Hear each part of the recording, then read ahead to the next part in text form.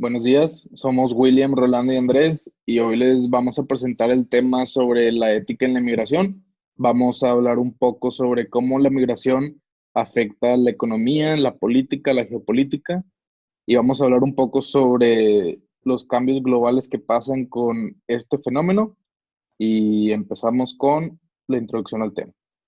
Pues bueno, como he dicho anteriormente, o sea, nuestro tema es la migración y nuestra problemática o nuestra pregunta de investigación es la ética de la migración. Entonces vamos a ver cómo la migración se queda todavía actual por razón de las varias olas migratorias que afectan al mundo hoy en día, como las migraciones desde África, Oriente Medio y de Latinoamérica como un todo, y cuál es su relación al afectar la economía, las coyunturas geopolíticas y las políticas internas de un país, además de los conflictos éticos que existen inherentemente en este tema. Entonces pasamos a la geopolítica. Bueno, primero que nada, ¿qué es la geopolítica de la migración? Bueno, nosotros definimos la geopolítica de migración como el efecto que tiene la migración en las relaciones internacionales. Siguiente, por favor. Actualmente, cerca de 11.6 millones de mexicanos habitan dentro de los Estados Unidos. La mayoría de estos inmigrantes mantienen trabajos poco cualificados y son subrepresentados en ocupaciones de cuello blanco y sobrerepresentados en servicios, agricultura, construcción y demás. Siguiente, por favor. En el cuadro que se ve en pantalla muestra el porcentaje de inmigrantes ilegales e inmigrantes legales que viven actualmente en los Estados Unidos y su representación en la población total, en la fuerza laboral, en los trabajos de sueldo bajo y los trabajos poco cualificados. Como podemos ver, en los inmigrantes ilegales y los inmigrantes legales forman gran parte de los trabajos que requieren poca cualificación. Siguiente, por favor. El temor a que los extranjeros tomen trabajos que les deberían de pertenecer a ciudadanos del país o la xenofobia por lo mismo son muy comunes en países en donde las olas o el ritmo de migración es muy alto, como es en Estados Unidos. Y después de los ataques del 9/11, el 11 de septiembre, el término securitization o puesta en seguridad en español, el cual habla que mediante la clasificación de algo como un tema de seguridad lo vuelve uno, el cual ha emergido y ha sido usado frecuentemente por políticos americanos, por los medios de comunicación y por los ciudadanos que desaprueban a los inmigrantes. Este tipo de discurso o uso del término securitization fue el mismo que llevó a cabo el presidente actual de los Estados Unidos, Donald J. Trump, en su discurso tan famoso para nosotros los mexicanos de su candidatura a la presidencia en junio de 2015, donde nos llamó criminales, que traíamos droga, etc. En este suceso comentó que lo que él haría para parar este flujo de migración sería poner una barda por la que dijo que México pagaría y parar estos flujos de inmigrantes antes de que entraran a la frontera estadounidense. Siguiente, por favor. Existe también otro tipo de migración que es llamada la migración forzada y se refiere a la pregunta sobre si la migración se hizo por voluntad del migrante o si se indujo a la fuerza. El caso a evaluar en este caso es la migración forzada de Eritrea a Europa. Eritrea, como se muestra en el mapa, se encuentra en el lado este de África y este país ha sido el productor principal a nivel mundial de refugiados en comparación a su tamaño de población, ya que se estimó que al final de 2015 hay un total de 415,000 refugiados alrededor de todo el mundo. Los eritreos escapan de su país debido a diferentes razones. Siguiente, por favor. Dentro del país se están cometiendo violaciones a los derechos humanos, principalmente por el gobierno, los cuales son opresión política, persecución, opresión religiosa, opresión a la libre expresión, arrestos y detenciones exageradas, torturas, maltratos, trabajo forzado, etc. Otra de las razones es el servicio nacional, como podemos ver en la imagen del lado derecho. En este país se ha vuelto de tiempo indefinido para hombres y mujeres de 18 a 50 años y gracias a esto no se puede conseguir la ciudadanía completa que les permite ser dueños de su propio negocio, de el libre tránsito dentro y fuera del país y adquirir estas tierras. No les permite ejercer estos derechos que tienen que tener con la ciudadanía. Y otra de las razones por las que escapan de su propio país es que Eritrea es uno de los países más pobres en el mundo actualmente. Siguiente, por favor. Ahora, el flujo de viaje que estos eritreos siguen para salir del país y llegar hacia Europa salen de su país, de Eritrea, y entran hacia Sudán o hacia Etiopía, perdón, para después trasladarse a Libia, y de ahí parten en barcos o botes hacia los puntos de llegada más importantes en Europa o más populares para los africanos, claramente, que es Italia o Malta, países donde los reciben y les brindan residencia y protección temporal en el país. Como estos casos hay muchos de migración forzada y voluntaria, como el de Estados Unidos, dentro y fuera de África, de Europa, Medio Oriente, América, etcétera. Bueno, entramos entonces en los efectos económicos de la migración. Los efectos son varios y todo depende también del punto de vista de las diferentes escuelas de pensamiento económico. La escuela austríaca, uno de los exponentes de lo cual es Hans Hermann Hoppe, dice que los efectos de la migración en la economía son malos, principalmente.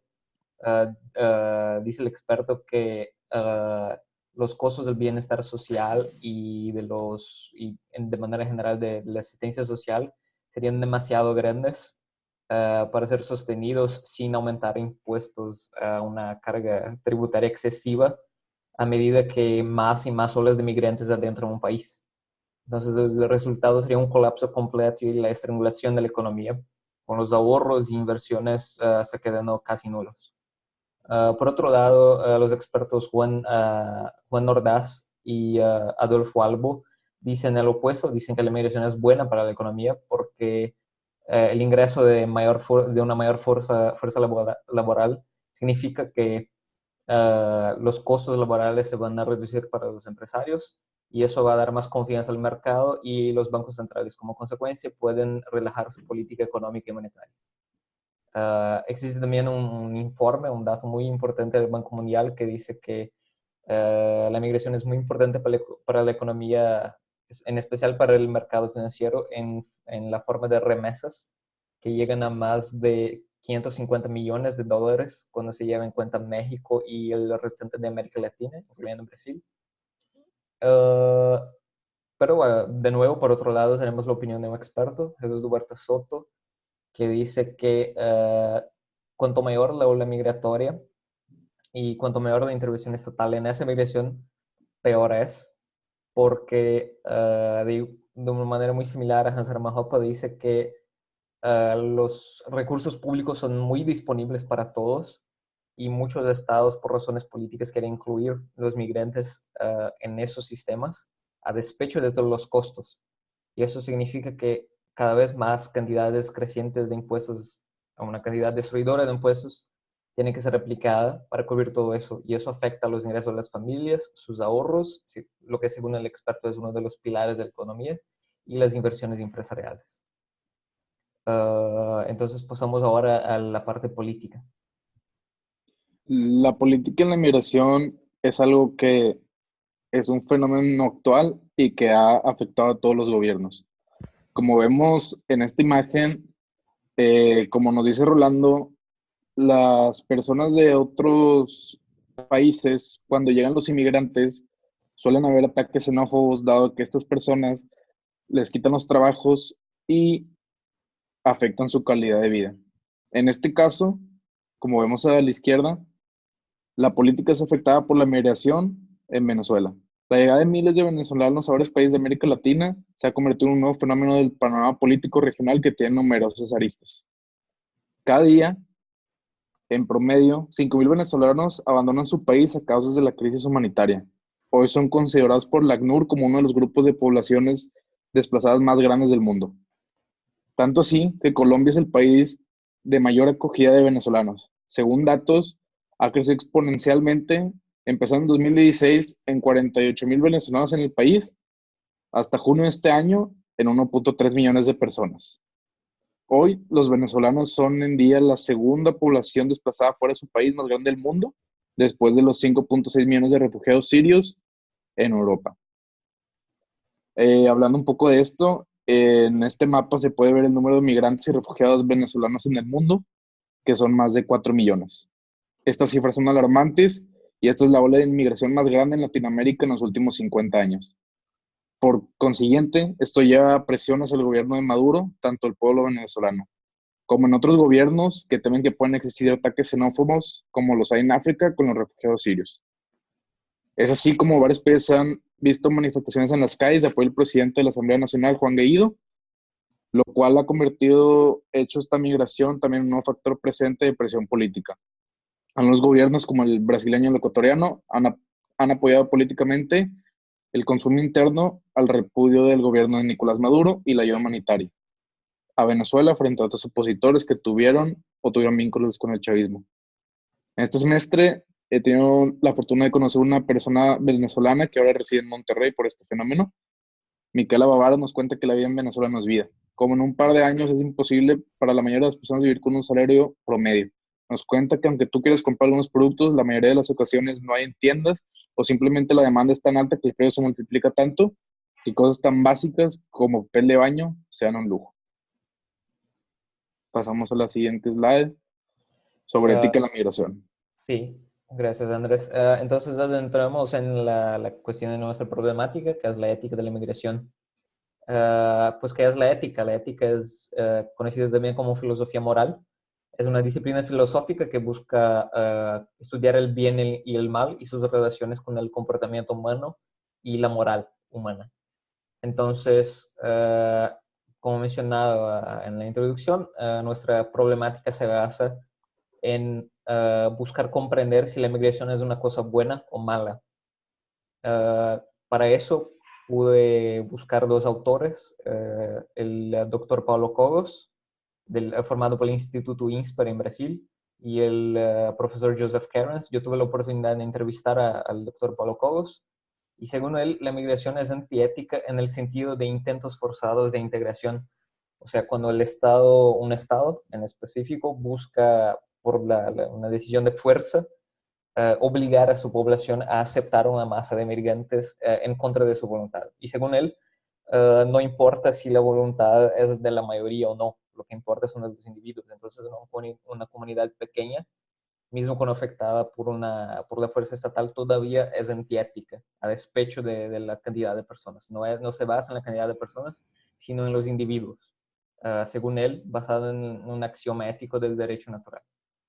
Por otro lado, Joseph Cairns contrasta con eso al decir que la justificación moral de la migración se basa en tener en cuenta los intereses de todos los migrantes de una manera justa, justificando según él el derecho de migración interestatal. Entonces es una premisa kantiana de que todos los humanos tienen el mismo valor, debido a su dignidad intrínseca. En tres partes: en la igualdad económica, la igualdad de oportunidades y las igualdades sociales y políticas sustantivas, así como el ejercicio de su autonomía. Entonces, esa es la comprensión ética de la situación. Pasamos ahora a la conclusión. ¿Y qué podemos concluir sobre eso? Bueno, podemos concluir que en los aspectos geopolíticos, económicos,